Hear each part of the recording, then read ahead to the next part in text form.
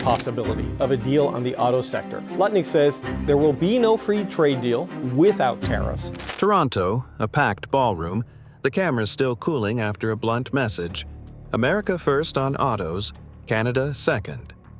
The speaker, U.S. Commerce Secretary Howard Lutnick, doesn't hedge. He signals that assembly lines that stitched North America together for decades could be pulled south back into the United States. Hours later in Ottawa, a very different microphone.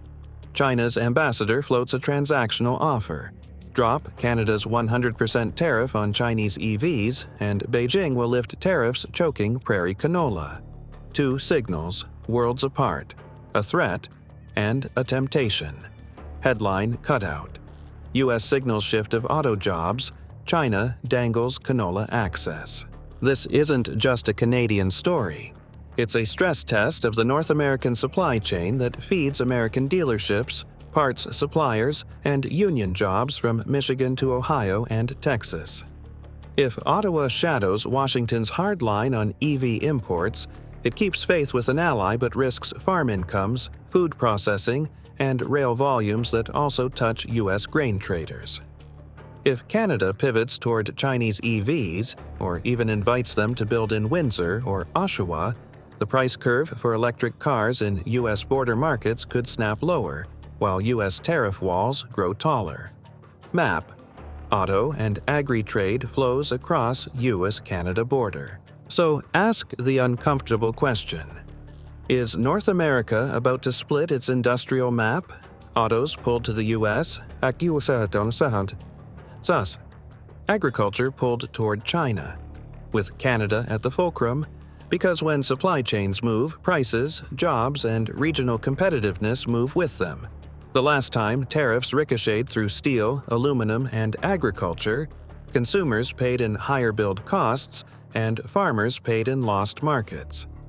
The next wave could decide who makes EVs, who feeds Asia, and who foots the bill. Chart: illustrative pass-through from tariffs.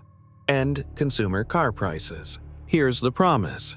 In the next 25 to 30 minutes, we'll decode how Washington's warning and Beijing's bargain collide in Canada, and why the shockwaves hit American wallets, from Midwest assembly lines to Gulf Coast ports, from grocery aisles to dealer lots. What happens when your closest ally is pressured to choose, allegiance or advantage? And what does that choice mean for U.S. prices, U.S. jobs, and U.S. leverage in the EV age? To understand today's confrontation, we need to rewind to the foundation of North America's Auto Alliance, a partnership that once embodied trust, not rivalry. Since the 1965 Auto Pact, the United States and Canada have shared a deeply intertwined production network. Engines forged in Ontario, assembled in Michigan, sold in Texas, and financed on Wall Street. For decades, that system was seamless until tariffs and politics began redrawing its borders. It started when President Donald Trump reignited the America First doctrine, rebranding trade policy as a zero-sum contest. Under his renewed leadership, the White House's tone toward Canada hardened. Trump's Commerce Secretary Howard Lutnick echoed that shift, declaring bluntly that cars will be assembled in the United States, not in Canada. In his view, every foreign assembly line, even one north of the border, represented a lost American job. Headline cutout: Lutnick tells Toronto audience US takes priority on autos. Canada responded in kind. Prime Minister Justin Trudeau's government imposed 25% retaliatory tariffs on over $20 billion in American goods, from metals to food products. What followed was the latest chapter in an ongoing economic tug-of-war, Washington defending industrial supremacy, Ottawa defending dignity. Yet, behind this public tension lies a quieter, structural dependence. Nearly 75% of Canadian exports still flow south into the U.S., while Canadian supply chains feed directly into Detroit's Big Three automakers. Cutting those ties would hurt both sides, but one side believes it can survive the pain longer. Then came a second player, China. For years, Beijing watched North America's internal quarrels with strategic patience. When Ottawa mirrored Washington's 100% tariffs on Chinese EVs, Beijing retaliated instantly, banning Canadian canola, a multi-billion-dollar export lifeline for the prairies. What seemed like symbolic alignment with Washington became a self-inflicted wound. The canola ban wiped out billions in farm revenue, forced emergency subsidies, and left silos across Saskatchewan and Manitoba filled with unsold grain. Now, in 2025, both wounds intersect. U.S. pressure on autos, Chinese retaliation on agriculture. Canada's loyalty to Washington is being tested by its losses in Asia. And Beijing, sensing opportunity, offers a way out. Lift EV tariffs, and farmers get their markets back. This is the crossroads where loyalty collides with logic. Should Canada continue mirroring U.S. protectionism, even when it backfires on its own economy? Or should it chart an independent course, one that might anger Washington but rebuild prosperity at home? When Washington flexes its tariff power, the ripples spread far beyond Detroit and Ottawa. The U.S. auto sector isn't just a domestic industry. It's the spinal cord of a global supply chain that stretches through Mexico, Canada, Europe, and now, increasingly, Asia. By prioritizing American assembly first, the Trump administration effectively challenges every partner tied to its manufacturing network. The most immediate tremor hits Canada's Ontario corridor, home to over 125,000 auto workers and the plants that feed GM, Ford, and Stellantis operations in the United States. If those assembly lines are stripped and moved south, thousands of jobs vanish overnight. But it doesn't end there. The same disruption would ricochet through U.S. suppliers that depend on Canadian subcomponents, from engine castings in Windsor to battery modules in Quebec. Map: cross-border auto parts and EV battery routes. Meanwhile, China is turning this disruption into strategy. Facing trade walls in the U.S., Beijing sees Canada as an opening, a gateway for re-entry into the North American market. If Chinese EV brands such as BYD, NIO, or SAIC can establish plants inside Canada, they can circumvent U.S. tariffs through continental trade frameworks. The offer to lift canola bans in exchange for tariff relief isn't just diplomatic, it's surgical economic leverage. One move reactivates Canadian farmers. The other repositions Chinese EV producers one border away from the U.S. consumer. For American manufacturers, that's a nightmare scenario. A flood of competitively priced Chinese EVs assembled in Canadian plants could undercut U.S. prices by up to 20%, forcing Detroit's automakers to either slash margins or accelerate automation. For U.S. consumers, however, it could mean cheaper electric cars and a faster energy transition. The paradox: what hurts Detroit could help Dallas. Globally, the fracture is drawing new lines of alliance. Europe, stuck between U.S. tariffs and Chinese overcapacity, is cautiously studying Canada's next move. Mexico, already an EV assembly hub, watches whether Canada dares to play both sides. In Asia, Beijing's diplomats are framing the moment as proof that partnership beats protectionism. This is the anatomy of a global chain reaction. A policy made in Washington, retaliation from Beijing, collateral damage in Canada, ripple effects in U.S. markets. And now the cycle risks repeating, only this time Canada might respond not by copying Washington's playbook, but by rewriting its own. If it does, the global auto map will shift again, and the United States may find that its closest neighbor has quietly become the bridge between East and West. At first glance, this dispute looks like a Canada-first problem. Auto jobs north of the border, canola farmers losing export markets, Chinese EVs knocking on Ottawa's door.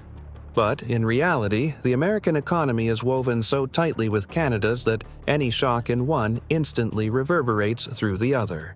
The U.S. might believe it's protecting domestic manufacturing, but the cost is already creeping back across the border. Take the auto sector. Roughly 50% of parts used in Canadian-assembled vehicles are American-made. If Ottawa loses auto contracts or shifts to Chinese partnerships, U.S. suppliers in Michigan, Ohio, and Illinois will see orders evaporate.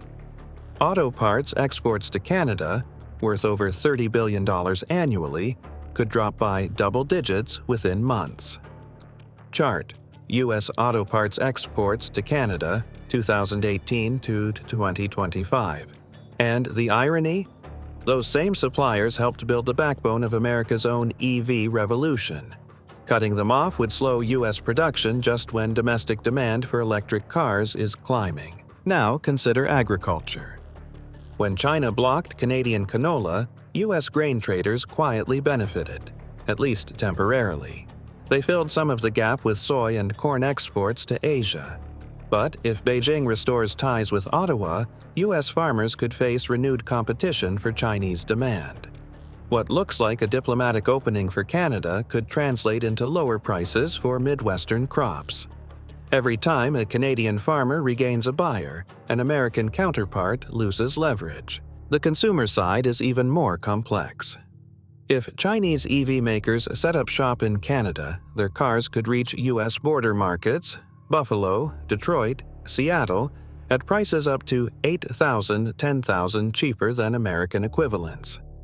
That kind of gap pressures U.S. automakers to cut costs or relocate even more production offshore. Short-term, U.S. buyers win with affordability. Long-term, U.S. jobs pay the price. There's also the energy and logistics dimension. The Great Lakes Corridor moves billions in components, fuel, and raw materials every month. A slowdown in Canadian manufacturing reduces truck and rail traffic through Buffalo, Windsor, and Port Huron, shrinking volumes for U.S. logistics firms and port operators. The entire Rust Belt economy, already under strain, depends on that two-way trade. Map: Great Lakes Industrial Corridor freight routes. And finally, confidence. Investors see instability not as patriotism but as risk. Every tariff, every threat, every retaliatory measure adds volatility to cross-border supply chains. Wall Street analysts have already trimmed growth forecasts for the North American auto market by 0.4% for 2025, citing policy uncertainty. So, while the rhetoric sounds like America first, the economics look more like everyone pays.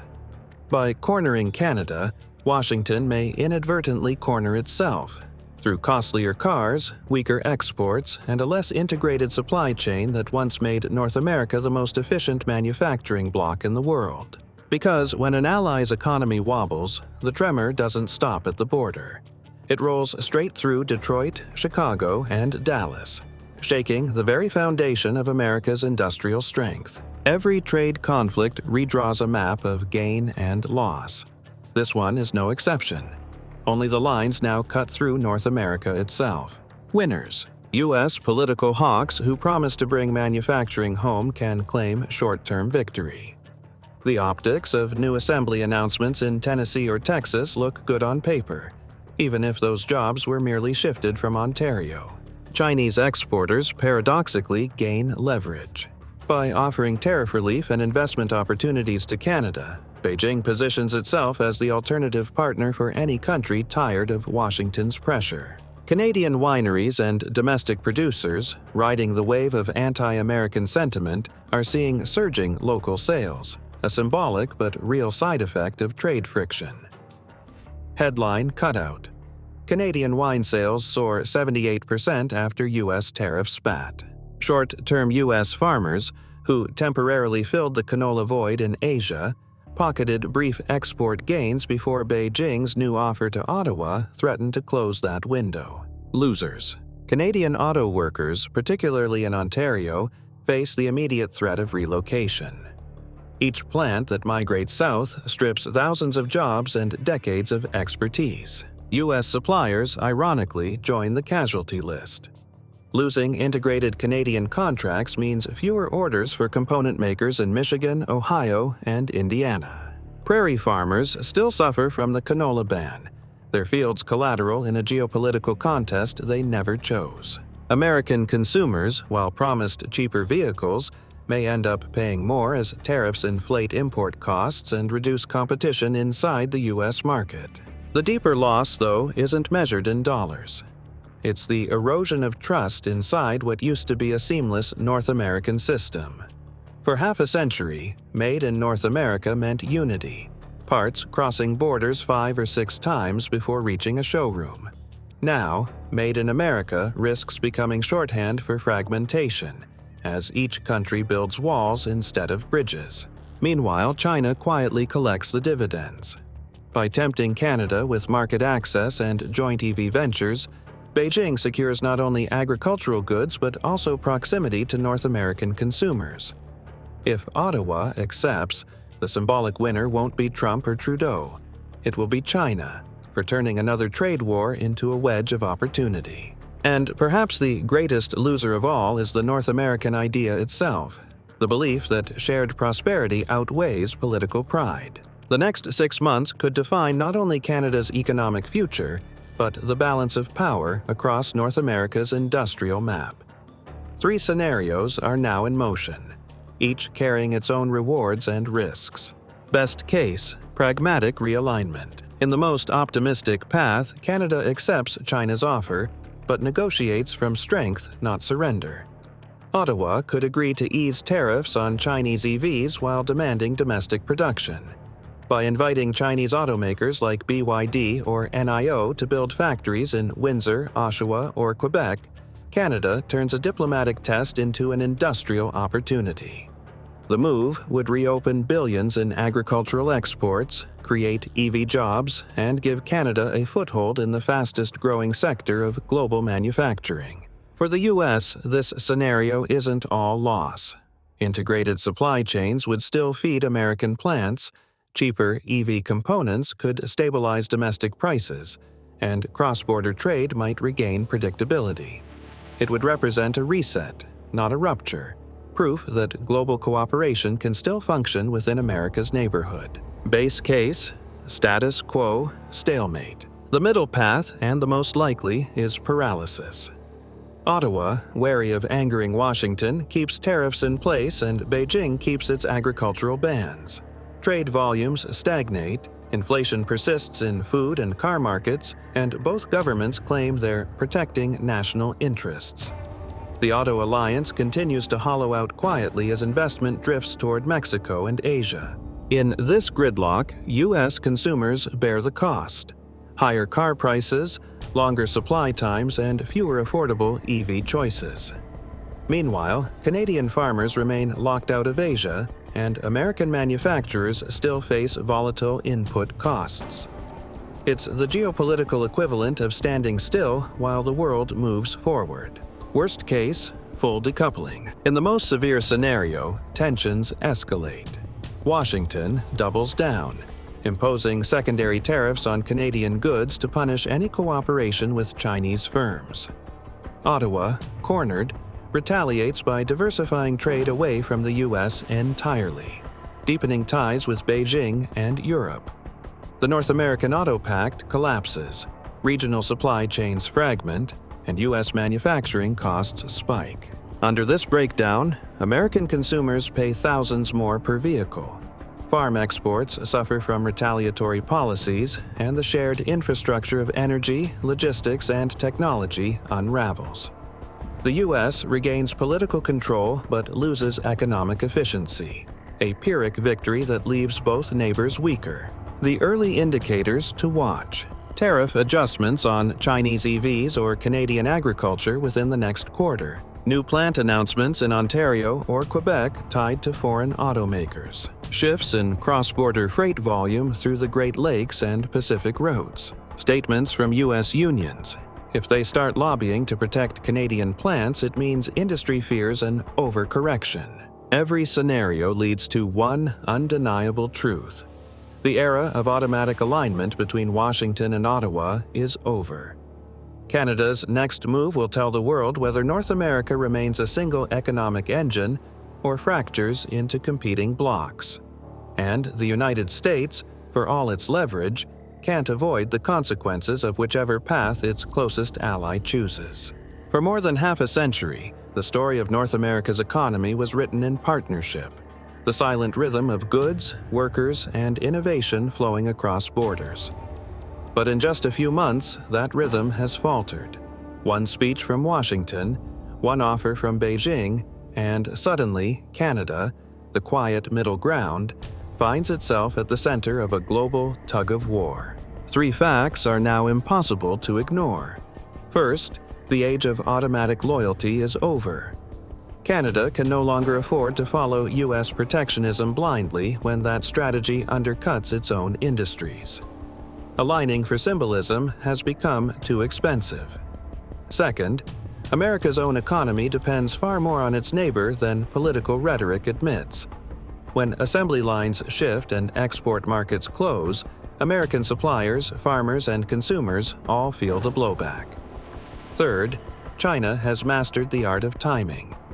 Its proposal to lift canola tariffs in exchange for EV access isn't charity. It's calculation, turning every crack in Western unity into an opening for influence. But the bigger lesson is about identity. Canada's sovereignty won't be defended by shouting independence. It will be proven through smart integration, inviting competition, building at home, and trading on its own terms. And for America, true leadership in the 21st century economy won't come from coercion, but from coordination. Because trade wars don't build nations, they reveal them. They show who adapts, who resists, and who learns that power in the modern world doesn't come from walls or threats, but from the ability to shape systems others still trust. The choice facing North America isn't between loyalty or rebellion. It's between stagnation and evolution, between defending yesterday's industries or creating tomorrow's. Because every heartbeat in the world economy echoes in America.